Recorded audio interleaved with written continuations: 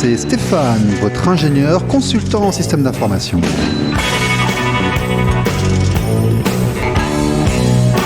Bonjour, c'est RLP Business. Bonjour et bienvenue sur ce nouvel épisode de RLP Business en direct de nos studios à Coulommiers-Chamiers sur 102.3 RLP Radio Libre en Périgord qui vous accompagne depuis 1981. Ça commence à faire un petit moment.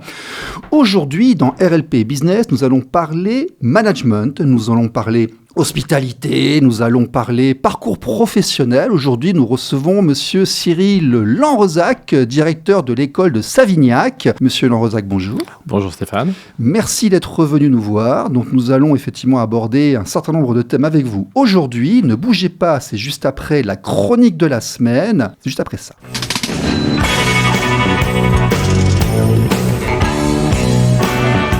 Les actualités.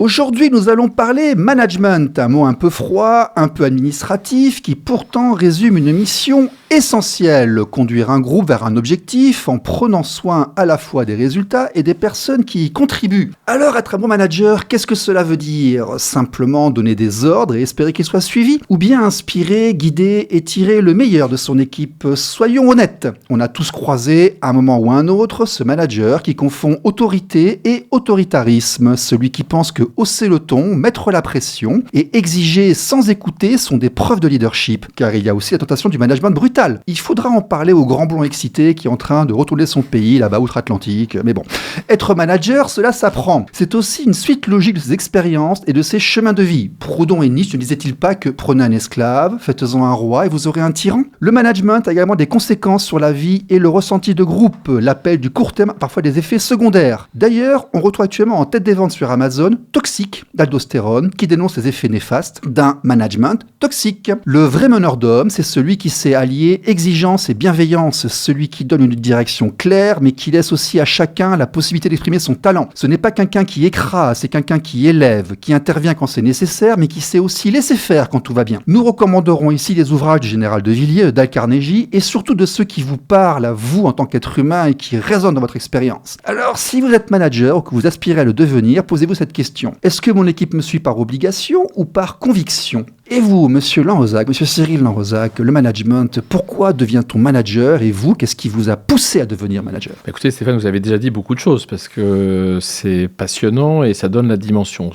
Déjà manager, il y a différents styles de management et finalement c'est un équilibre et c'est un rapport aux autres. Qu'est-ce qui m'a fait devenir manager ? Mon parcours professionnel. Moi je suis tombé petit, je suis fils d'une commerçante qui a géré sa propre boutique et ensuite l'a franchisée. Donc j'ai déjà grandi un petit peu dans un milieu de commerçants. Je suis tombé dans l'hôtellerie par amour, par un métier qui est un métier de relations humaines et d'enchevêtrement d'humains au service de clients. Le client qui va sentir l'atmosphère que le manager imprègne parce qu'elle se diffuse depuis le haut. C'est ça. Et puis toujours d'avoir en vision cette efficacité du service, cette constance du service. Et donc le manager, il est l'orchestre, il est le chef d'orchestre, il est le coordinateur, chacun à son niveau. Effectivement, il a aussi évolué. Moi, je viens d'une hôtellerie où effectivement, je n'ai pas toujours eu des managers exigeants et bienveillants. Alors exigeants souvent, bienveillants peut-être moins. Je pense qu'on est aussi dans une transformation d'un monde et heureusement, et tant mieux. Et donc finalement, c'est toujours effectivement une alchimie. Et l'hôtellerie n'est que ça. L'hôtellerie n'est que à différentes strates. Vous avez, que ce soit le maître d'hôtel, que ce soit le directeur de la restauration, que ce soit le directeur d'hébergement, de la maintenance, comment tout ça se coordonne. Il y a le management hiérarchique, mais il y a aussi le management transversal. Comment on optimise. Donc la question, c'est pas qui est le chef de qui. La question, c'est comment on travaille dans une efficience globale au service de l'intérêt général de l'entreprise. Ça me semble être la clé du management et dans une redistribution d'intérêts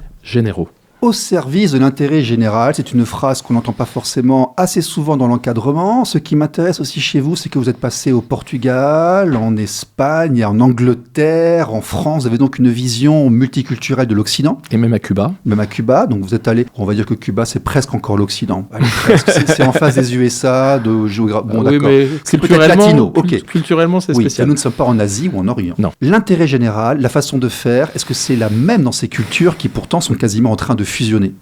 Alors, c'est une question dense, mais elles ont leur spécificité. Mais dans le monde occidental, non, oui, je pense que la culture est en train de s'aligner sur le management. Maintenant, il y a des différenciations. Le Portugal, j'y ai donc vécu 4 ans de ma vie. On va dire qu'il y a des modèles qui sont plus familiaux, d'autres qui sont plus à court terme. Tout à fait. Le court terme pouvant parfois engendrer plus de brutalité qu'au modèle familial. C'est ça.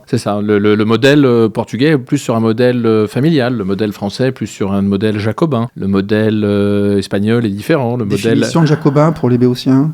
Hyper centralisateur et administratif. Écoutez, oui. C'est Cyril Lanrozac, on en parle. C'est l'invité de la semaine, ne bougez pas, c'est juste après ça.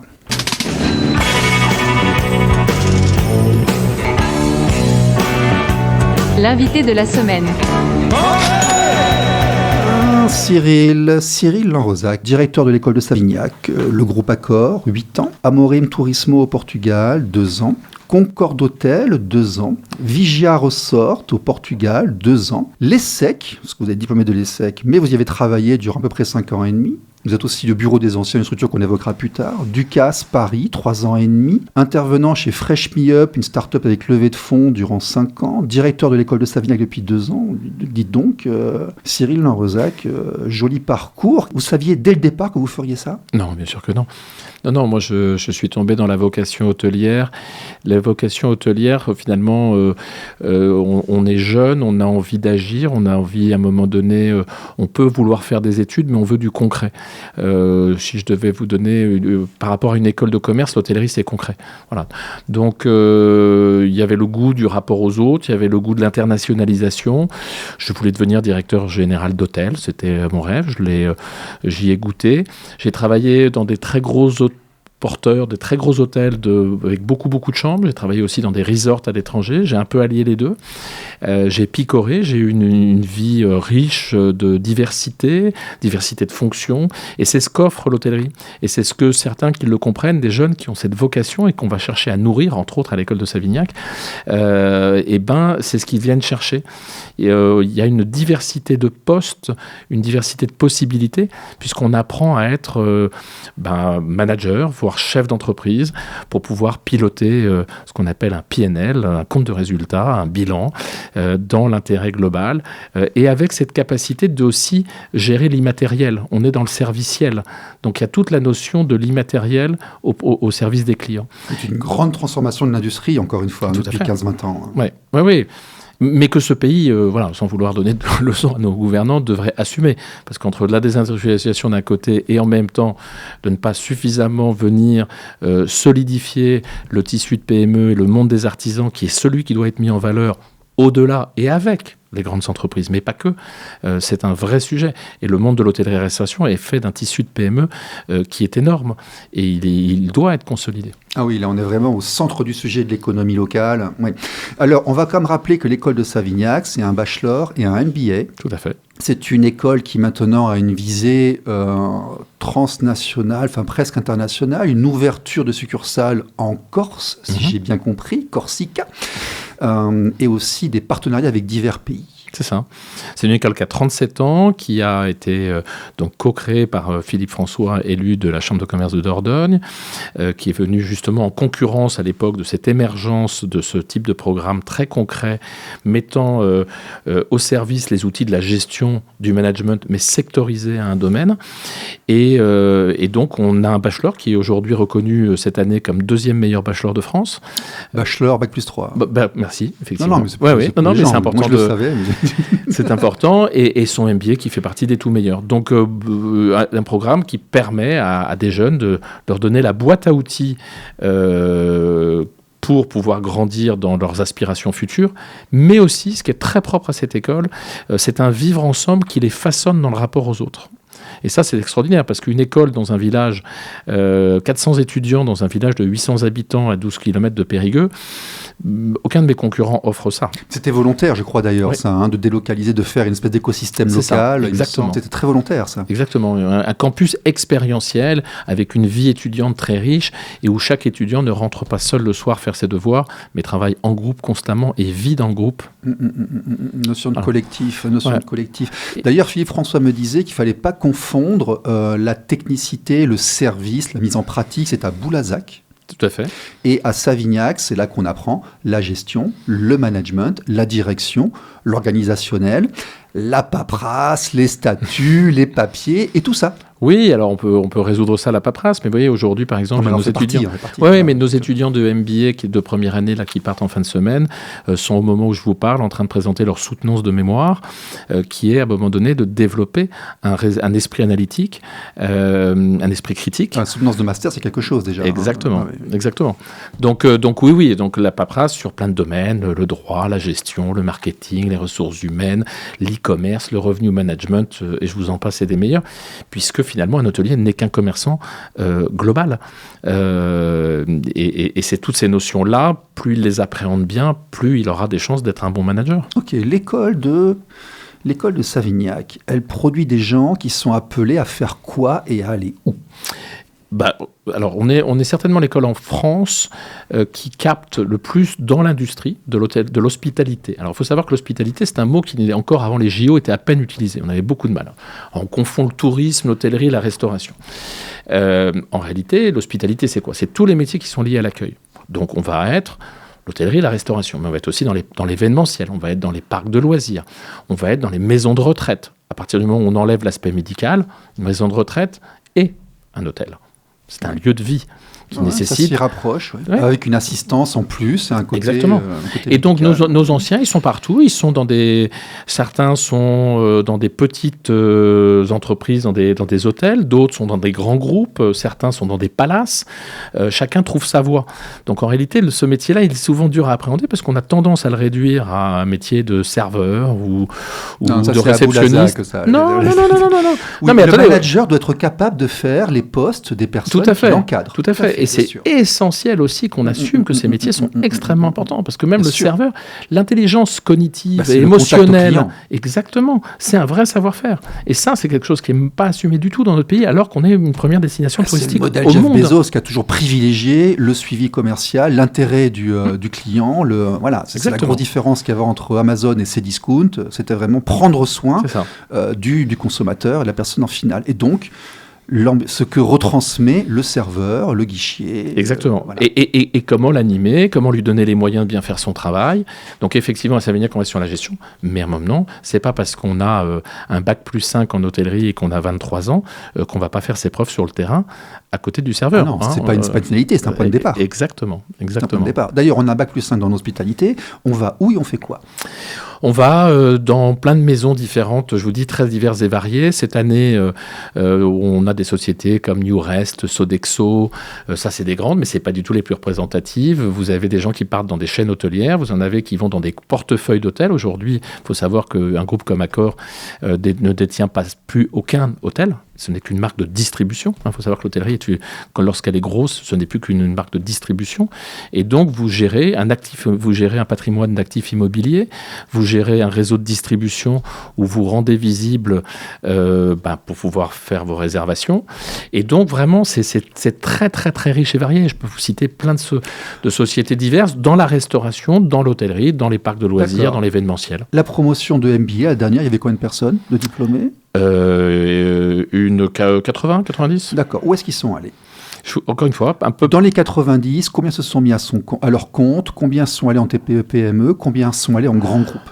Alors, à Savignac, je dirais que la plus grande partie est dans les TPE-PME, parce que c'est vraiment une marque de fabrique. D'accord. Certains vont dans des grands groupes, certains créeront l'entreprise, mais ça vient plus tard. D'accord. Voilà. Ça vient aussi du milieu socioculturel familial, et là où on a évolué, tout à fait. Devenir entrepreneur et autres. Mais vous leur apprenez aussi à devenir entrepreneur ? Oui, tout à fait. Il y a un cours d'entrepreneuriat. Et puis, je pense que alors, entrepreneur, et en tout cas, ce qu'on essaye d'influer aussi, c'est un sentiment d'intrapreneuriat, parce que certains peuvent travailler pour les autres, mais en même temps, c'est comment, effectivement, un entrepreneur, il a une vision globale de la gestion de l'entreprise et comment on s'approprie les enjeux du résultat de la PME dans laquelle on travaille. D'accord. Comment on la partage ? Et ces 80 de MBA qui ont été diplômés donc l'an dernier, ils étaient déjà professionnels, ils étaient étudiants, ce sont des jeunes, ils ont une moyenne d'âge de quel âge ? Qu'est-ce qu'ils faisaient avant de rentrer en formation ? Alors non, nous à Savignac, très majoritairement, on fait de la formation professionnelle, on embauche post-bac. D'accord. en année 1 en bachelor. Certains arrivent post-BTS, en année 3, et d'autres arrivent soit avec des années de césure, mais arrivent après un bachelor en année 4. Donc on reste sur des jeunes de ce qu'on appelle de la formation initiale. D'accord. Voilà. Certains ont un peu plus d'expérience, et plus ils ont de l'expérience, et ben, plus ils vont pouvoir effectivement capitaliser sur cette expérience. D'accord. Mais après, dans le cursus, beaucoup d'expérience professionnelle. Première et deuxième année, des stages, souvent qui se font à l'étranger, parce que c'est l'avantage par rapport à l'apprentissage, parce que l'apprentissage, il est franco-français, c'est un très très bon véhicule, mais il ne permet pas forcément d'aller chercher des stages à l'étranger, par exemple. En deuxième année, on a des échanges académiques avec 15 à 16 universités partenaires dans le monde, alors que tous ne font pas, d'autres font des stages. Troisième année, ils vont venir chercher une spécialisation. D'accord. Soit celle, ce qu'on appelle d'affaires et loisirs, c'est-à-dire que là, c'est plutôt gestionnaire d'hôtel, celle événementielle et restauration, ou quelque chose qui est plus hybride et qui est en alternance, mais qui donne un petit peu moins d'heures de cours, donc qui est plus généraliste et moins spécialisé. Donc il y a ces spécialisations qui fait que déjà, on est en train de façonner un parcours. Donc en réalité, ce qui est difficile d'identifier, c'est que quand vous faites l'école de Savignac, mais comme quand vous faites une école de management hôtelier, vous partez sur une direction d'un commerçant et vous allez gravir des échelons dans des entreprises, mais vous décidez, vous pouvez partir. Nous avons des étudiantes de bachelor qui sont gouvernantes générales d'hôtels Palace, d'autres qui sont dans du camping. Donc c'est pour ça que tout ce qui est lié au serviciel, on a des gens qui sont patrons de business. En vrai, on forme à devenir patron de business unit. Voilà, si je devais résumer, on forme à être patron de business unit. Est-ce que vous les suivez sur la durée de l'école de Savignac? Depuis combien de temps, vous m'avez dit, l'école de Savignac? 37 ans. 37 ans. Donc vous avez une vision, vraiment une visibilité sur ce que deviennent vos diplômés. Vous avez mis en place des groupes d'anciens, des alumni, vous les suivez, vous faites des stats, vous regardez. Oui, alors après, vous avez pareil une diversité de parcours, mais encore une fois, c'est valable même pour les étudiants. Très gros taux de rétention si on prend l'hospitalité au sens large. Vous avez des très très belles réussites, en tout cas visibles. Le numéro 2 du groupe Paris Society qui a été racheté par Accor et qui aujourd'hui représente 50 restaurants dans le monde et des hôtels très tendanciels, des restaurants très tendanciels, des gens qui sont au comité exécutif de très grosses entreprises allez-y. type New Rest, Sodexo, des patrons, des gens qui aujourd'hui, pas loin, j'ai plus le nom exact, mais quelqu'un qui gère 3 EHPAD en tant que directrice générale de 3 EHPAD.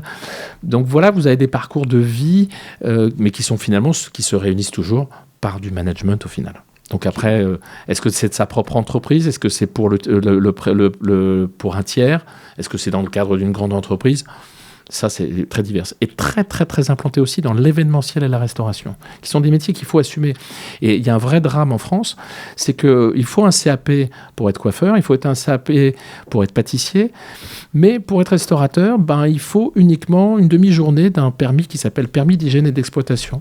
Alors que c'est un des métiers les plus compliqués qui existent, puisque c'est un métier de centimier, c'est un métier qui a une multitude de variables pour être bien géré, et c'est pour ça que chaque année, beaucoup d'exploitations, malheureusement, ne tiennent pas le coup, parce qu'elles ne sont pas toujours reprises par des gens qui en connaissent toutes les ficelles. Bon. On viendra sur cela en dernière partie de l'émission. Avant d'aller dans l'économie de manière générale, Savignac, donc créateur, formateur de managers dans l'hospitalité, comment on forme un manager ? Alors, on le forme d'abord à travers aujourd'hui, on répond à des blocs de compétences. Il faut savoir qu'une école comme Savignac, elle répond au ministère du Travail et pas au ministère de l'Enseignement supérieur de la Recherche. Et ça, c'est une distinction importante. Et donc, on a un cadre aujourd'hui qui est celui des blocs de compétences et nous faisons réaccréditer nos titres par le répertoire national des certifications professionnelles. Et qu'est-ce qu'on instille comme valeur et comme savoir ? Alors, comme d'abord, on s'appuie, je vais venir sur les valeurs, mais comme d'abord, Savignac a su créer depuis 37 ans un pôle d'intervenants qui fait partie de ses actifs immatériels, puisque ce sont tous des experts. Ce ne sont pas des professeurs de métier. J'aime bien à dire, c'est exagéré, que nous ne sommes pas une école de commerce qui n'assume pas former des commerciaux par des professeurs de management qui n'ont jamais managé personne. Voilà. Donc nous sommes sur des experts. Donc beaucoup d'intervenants extérieurs qui viennent faire de la transmission d'expérience. Nous ne sommes basés D'accord. que sur ça. Nous avons 0 professeur permanent et on va chercher des expertises très poussées. Je vous donne par exemple le cours de revenu management. Il est fait par l'homme qui a monté tout le programme de formation Ça ne fait du pas groupe. des programmes fluctuants, ça, d'année en année, si les gens ne restent pas? Ah non, alors il peut y avoir un peu comme un mercato, il peut y Bien avoir sûr. des professeurs sortants et des professeurs entrants, mais effectivement, on cherche à garder les meilleurs qu'on arrive à s'offrir pour justement donner le meilleur à nos étudiants. D'accord. Bon, écoutez, c'est quand même une belle histoire parce qu'il y a une renommée nationale et internationale.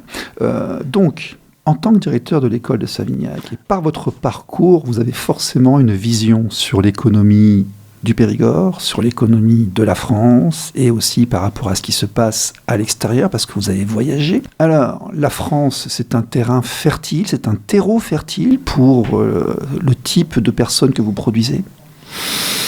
Je pense qu'on est beaucoup aujourd'hui un peu à s'inquiéter. On a une croisée de deux mondes qui font que la France, elle a plein d'atouts. Mais voilà, on pourrait avoir des raisons de s'agacer de son management. Il y a des priorités, visiblement. Le management, c'est aussi, entre autres, de gérer les priorités. Oui. Mais c'est de gérer l'intérêt général du groupe, tout à fait, de l'équipe, y compris des gens qu'on n'aime pas. Parce que lorsqu'on se met à gérer un groupe d'une certaine consistance, on n'est pas forcément dans un plébiscite permanent. Et gérer un groupe, c'est aussi prendre soin de ceux avec qui ça passe pas bien ou qu'on n'aime pas. C'est tout le monde, en fait. Non, mais dans la question que vous posez par rapport à mon parcours, j'ai fait des études à moitié anglo-saxonnes. Voilà. En vrai, en France, on a des très belles idées. On a un niveau d'excellence de temps en temps qui n'est pas forcément toujours supportable. On a été très fort pour créer le Concorde, le Rafale et le FAMAS, mais on a mis beaucoup d'années à vendre le premier. Oui, puis on ne sait plus les faire d'ailleurs. Et voilà, alors en plus. Donc le problème, c'est voilà, et ce que j'apprécie dans le monde anglo-saxon, je n'aime pas ses dérives. Je n'aime pas, mais ce que j'aime, c'est quand même son efficacité de temps en temps. Le côté direct. Le côté direct. Le côté direct. Et ça, en France aujourd'hui, on a empilé des règles sur des règles sur des règles sur des règles. Et je vois beaucoup de patrons de PME en ce moment sur le territoire que je ne connaissais mal, donc je ne vais pas m'exprimer sur le territoire parce que je suis arrivé il y a 2 ans et demi. Mais les rares patrons de PME que je croise, qui sont limite en train de se dire mais pourquoi je continue ainsi, quoi. Ouais, la surréglementation. Ouais. Et la taxation, disons-le. Oui, la surréglementation et la taxation peut être un sujet, mais déjà la surréglementation, oui. Et c'est étonnant parce qu'il y a moins de 10 minutes, vous avez dit qu'il fallait mettre plus de règles de certificats, alors que moi j'ai vécu dans des pays où n'importe qui pouvait aller dans la rue et puis tant qu'il n'empoisonnait personne, n'allait pas en prison. Il pouvait ouvrir son restaurant, en fait. Alors non, je pense qu'il y a une incompréhension. C'est vrai, je n'ai pas dit que je voulais plus de règles, je subis de plus en plus de règles. Oui. L'éducation est un monde... Vous voulez qu'il y ait un certificat pour être restaurateur. On avait des certificats pour faire ci, pour ça, mais pas pour être restaurateur. Et tout est une question de dosage. Tout est une histoire de dosage. Absolument. Ah, ça, c'est très important. Tout est une question de dosage. Mais c'est une question de dosage. Là, dans ce domaine-là, il n'y a quasiment rien. Et c'est pour ça qu'il y a plein de gens qui s'improvisent restaurateurs et qui vont au tapis. Donc, dans un métier, encore une fois, complexe. De là à créer de la surréglementation, non, on en connaît dans tous les domaines. Et elle est importante. Moi, je suis tout à fait pour un monde régulé, mais il faut trouver le juste proportion. Et je pense il se trouve qu'aussi j'ai une femme qui est allemande, donc je compare de temps en temps à l'Allemagne. Il y a un côté sérieux et proche de son argent. Voilà, et puis décentralisé. Il y a un dialogue avec les branches. C'est là où, effectivement, en France... l'Allemagne est une union, la culture n'est pas la même. Voilà. Donc voilà, il faut qu'on maintienne. Vous savez que dans le management, ce que vous me décrivez là, c'est l'équipe idéale. Un créatif français avec un Allemand, c'est le couple de managers dont rêve quasiment chaque conseil d'administration. D'accord. Alors, vous qui avez aussi une visibilité vraiment sur la formation, et vous avez aussi l'avantage d'appartenir à un secteur d'activité qui se porte bien. C'est un des rares qui a bien vécu localement, ici en Dordogne, par rapport aux crises du Covid. C'est un des rares qui survit à l'effondrement industriel. Et pourtant, vous-même, vous vous plaignez de la paperasse française et autres. Allez, dites-nous, comment on peut relancer notre économie dans notre secteur? Qu'est-ce qui manque? Qu'est-ce qu'on peut apporter à nos jeunes? Allez, demain, on vous donne les clés du ministère, vous faites quoi? Waouh, je ne m'attendais pas à cette question. Rapidement, Trump en 10 jours, il signe 200 décrets, qu'est-ce que vous faites? Non, alors, je ne suis pas assez préparé à cette question, mais je dirais que voilà, ça peut paraître, il faut un Grenelle du service en France, il faut assumer des métiers qui ne sont pas délocalisables, il faut venir au service de la valorisation des métiers d'artisans uniquement, au lieu de toujours défendre uniquement, et pas de problème pour qu'il le soit. Nos grosses entreprises, elles ne font pas le tissu de l'emploi en France, pas qu'elles. Il faut le redire, ça on l'oublie en permanence. Et donc à un moment donné, il faut qu'on montre à nos jeunes que l'intérêt aujourd'hui d'être patron d'une petite entité, de monter son business, d'être heureux à le faire, plutôt que de mettre qu'en exergue des gens qui deviendraient médecins, faire du 50 droit, même si j'ai rien contre le droit, il en faut, heureusement, et bien au contraire. Mais voilà. Oui, à terme, le droit. Mais on a toujours en France, regardez les métiers dits artisans. Moi j'entends dire dans les médias, l'hôtellerie c'est trop dur. C'est pas vrai. C'est une richesse de diversité, d'expérience. Dans une vie, on peut faire plein de choses. On peut bouger, on peut ne pas bouger. On peut aller trouver un environnement qui nous plaît.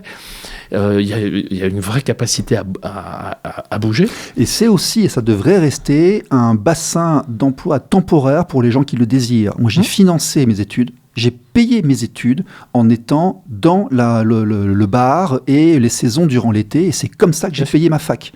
Et il faut que ça reste aussi comme ça. Il faut que ponctuellement, on puisse aller faire des emplois. D'ailleurs, on a parfois l'impression qu'il y a une double économie qui se met un petit peu dans l'hôtellerie avec... Vous me demandiez, je suis désolé de revenir à ça. Vous me disiez qu'est-ce que je ferais si j'étais ministre du Travail. Je repermettrais aux jeunes de 15 ans d'aller travailler. C'est impossible. J'ai déjà entendu ça. J'ai un fils de 15 ans aujourd'hui qui ne demande qu'une chose en été, c'est d'aller faire des extras, etc. Pour s'acheter une mobilette et se payer le permis. Il faut que l'employeur puisse demander le permis à la préfecture, à la gendarmerie, faire 53 exemplaires, donc elle ne le fait pas, et c'est trop risqué pour elle. Donc aujourd'hui, on ne met pas dans des dispositions, même ceux qui jeunes veulent travailler. On les surprotège, en les surprotégeant, on les empêche de faire. Oui, parce que quelque part, c'est des lois qui empêchaient l'exploitation de la jeunesse et faire travailler les enfants. C'est ça, l'intention initiale, c'était ça. Je sais pas. Mais à l'arrivée, on les empêche Est-ce que j'étais exploité à 15 ans quand je faisais des stocks chez ma maman? Non, mais attendez, il y a des pays où on n'empêche pas les enfants de travailler et les enfants travaillent. Donc il faut dans un cadre, empêcher. Non, mais dans un cadre très raisonnable. Oui, bien sûr. Et bien entendu. Oui, non, mais c'est une dénaturation de l'intention initiale. Il faut aussi que le gamin puisse aller se frotter un peu. Qu'on puisse s'assurer qu'un jeune de 15 ans ne travaille pas après 10 heures du soir, mais bien évidemment. Mais à un moment donné, c'est dommage. Il a le droit d'aller se payer sa mobilette durant l'été. Merci, c'est ce que j'ai fait plus jeune. Je me suis payé ma mobilette en travaillant dans des restaurants et j'en étais ravi. Et en plus, ça apprend la vie et ça motive pour l'école. Exactement. Ok, Doki. L'avenir de l'école de Savignac, qu'est-ce qui se profile dans les mois et les années qui viennent? Donc effectivement, on essaye de solidifier cette belle école. Et donc on vient de développer une licence avec la Corse. Nous sommes aussi certificateurs pour 5 autres écoles. Et donc, effectivement, l'enjeu aujourd'hui est aussi... En réalité, l'enjeu pour l'école de Savignac, c'est de grandir. Sa notoriété en tant qu'école, au niveau du milieu professionnel, est excellente. Excellente. Si vous vous interrogez dans le secteur de l'hospitalité, Savignac fait partie des écoles les plus reconnues en France. Par contre, à un moment donné, c'est comme pour tout, il faut un budget, il faut être visible. Donc, si vous prenez 2 marques concurrentes que sont Vettel et Ferrandi, elles ont Ferrandi a 7 antennes, Vettel a 32 antennes dans le monde. Donc, c'est une question de visibilité grand public. Donc, comme moi, ma cible, alors je sais que ça peut choquer dans l'éducation, parce que dans la pédagogie, on n'est pas client, mais ma cible client, en tout cas ma cible qui peut venir à l'école, j'ai besoin d'être visible. Et ça, c'est plutôt de la notoriété grand public. Et donc ça demande de plus en plus de moyens, des coûts d'acquisition, que ce soit en web marketing, que ce soit en salon. Vous avez eu des intervenants internes qui ont fait du marketing, monsieur Lanrezac. Oui. On en fait tous. Bien sûr. L'école de Savignac a sa marque, d'ailleurs. Exactement. Sa marque de fabrique. Ok. Cyril Lanrezac, directeur de l'école de Savignac, un petit mot de la fin? Oui, peut-être un sujet. La raison d'être de cette école, faire grandir les futurs managers et leaders de l'hospitalité à travers une employabilité responsable et épanouissante. Car c'est ça, le but d'être un éducateur, c'est de faire grandir et de donner les armes pour s'épanouir dans son travail dans les années à venir. Bon. Monsieur Lanrezac, merci d'être venu. Merci beaucoup à vous, Stéphane. À tout le monde, à la semaine prochaine. Au revoir.